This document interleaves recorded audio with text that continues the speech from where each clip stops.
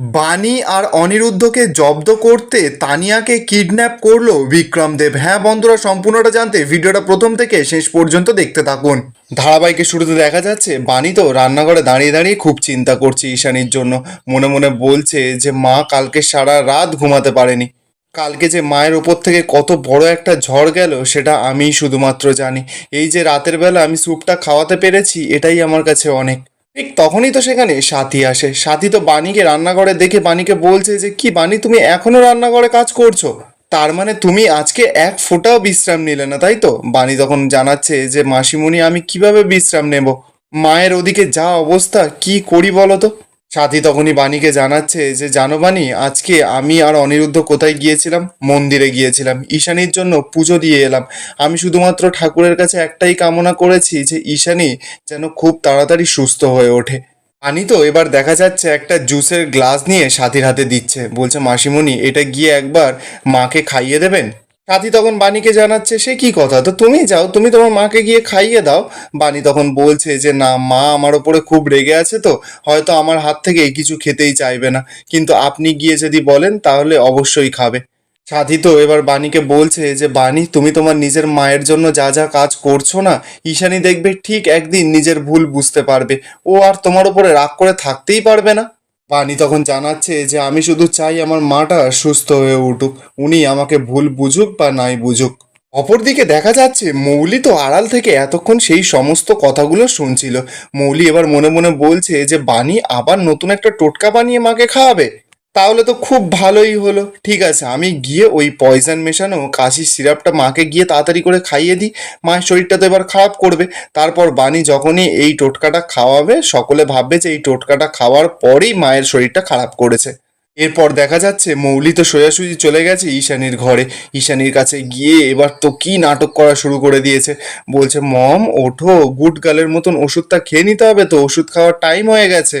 মৌলি তো এবার ওর মাকে ভুলভাল বোঝাচ্ছে। ঈশানী তো মৌলির কথা একেবারে অন্ধবিশ্বাস করে। ঈশানী এবার বসেছে ওষুধ খাওয়ার জন্য। মৌলি তো সেই পয়জন মেশানো ওষুধটা খাইয়ে দেয়। মৌলি তো এবার ওষুধটা খাওয়ানোর পর মনে মনে বলছে যে খাও, ওষুধটা খাও, এবার তুমি আরো অসুস্থ হয়ে পড়বে। তারপর সকলে ভাববে যে বাণীর শরবতটা খাওয়ার পরই তুমি আরো অসুস্থ হয়ে পড়েছো। আর এরপর সব দোষ গিয়ে চাপবে ওই বাণী ডাকাত রানীর ঘাড়ে। ঠিক তখনই তো সেখানে সাথী, বাণী আর অনিরুদ্ধ চলে আসে। সাথী এসে ঈশানীকে বলছে যে ঈশানী তুমি না একদম ঠিক হয়ে উঠবে।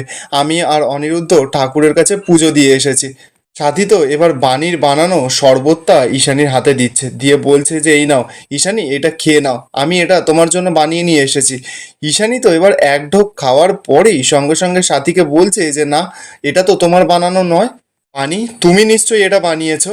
বাণী তো এবার ধরা পড়ে গেছে। বাণী ঈশানীকে মাথাটা নিচু করে বলছে যে হ্যাঁ মা, আমি এটা বানিয়েছি, কিন্তু আপনি তো আমার হাত থেকে কিছুই খাবেন না, তাই জন্য আমি মাসিমণিকে দিয়ে এটা খাওয়ালাম তোমাকে। তবে বিশ্বাস করো, তোমার এটা খেতে খুব ভালো লাগবে। মৌলি তো এবার সেই সমস্ত কিছু দেখে মনে মনে বলছে ওয়াও, মা আর মেয়ের কত টানটা দেখো। এক চুমুক খেয়েই নাকি বুঝে গেল যে কে বানিয়েছে। তবে এবার তো হবে আসল খেলা। এদিকে সাথী আর অনিরুদ্ধ তো বারবার করে ঈশানীকে বলছে যে ওই শরবতটা খাওয়ার জন্য।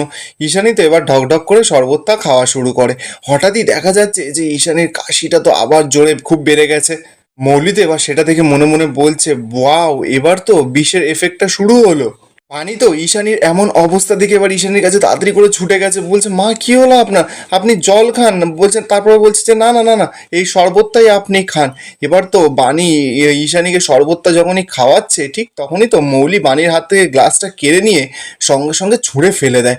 মৌলি তো এবার নাটক করে চিৎকার শুরু করে দিয়েছে। বাণীকে বলছে যে কি খাওয়াচ্ছ তোমরা আমার মমকে, দেখতে পাচ্ছ না যে এই শরবতটা খাওয়ার পর থেকেই আমার মায়ের শরীরটা খারাপ করছে। ও, এবার আমি বুঝতে পারছি তুমি কি আমার মমকে অসুস্থ করবার চেষ্টা করছো। বাণী তো এবার রেগে যায়, মৌলিকে বলছে যে মৌলি তুমি এসব কি সব কথা বলছো। মৌলি তো সঙ্গে সঙ্গে বাণীকে সরিয়ে দেয় ওর মায়ের পাশ থেকে, বলছে যে সরো সরো, তোমরা আমার মায়ের পাশ থেকে সরো। আমি না সমস্ত কিছু বুঝতে পারছি বাণী, তুমি সাথী আন্টি, অনিরুদ্ধ সকলকে একেবারে বশ করে ফেলেছো। এদিকে তো ঈশানী দেখা যাচ্ছে যে আস্তে আস্তে শরীর অসুস্থ হয়ে পড়েছে, এবার আস্তে আস্তে করে বিছানায় লুটিয়ে পড়েছে। বাণী তো এবার ভয় পাচ্ছে, অনিরুদ্ধর কাছে এসে বলছে যে মিস্টার চ্যাটার্জি আপনি বিশ্বাস করুন, এই শরবতটা খেয়ে মায়ের এরকম শরীর খারাপ হওয়ার কোনো কথা নয়, আমার না কোনো হিসাব মিলছে না। মৌলি তো এবার বাণীকে থ্রেট করছে, বলছে যে ওই তো এর পেছনে না তোমার নিশ্চয়ই কোনো খারাপ উদ্দেশ্য আছে, সমস্ত কিছু মিলে যাচ্ছে। বাণী তো এবার মৌলির কথা শুনে রেগে যায়, বলছে যে খারাপ উদ্দেশ্য মানে তুমি কি বলতে চাইছো?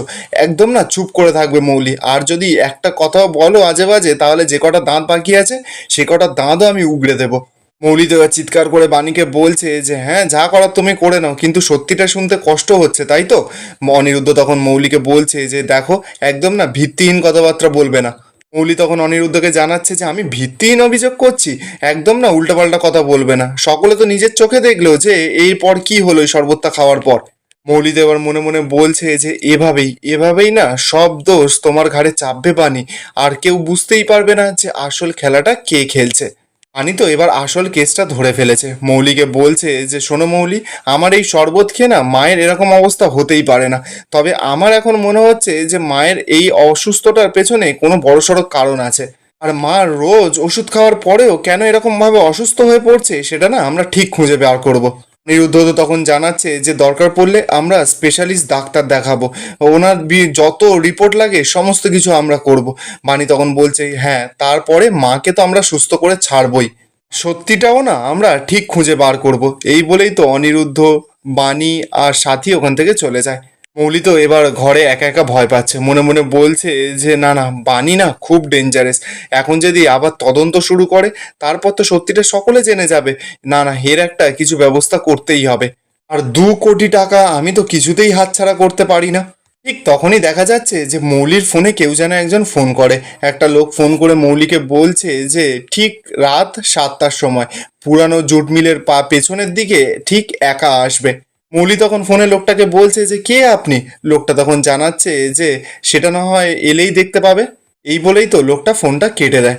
মৌলি তো একার মতন একা মনে মনে বলছে যে আমাকে কে ফোন করলো, আর বিক্রম দেব ফোন করলো নাকি? না না সে তো আবার জেলে।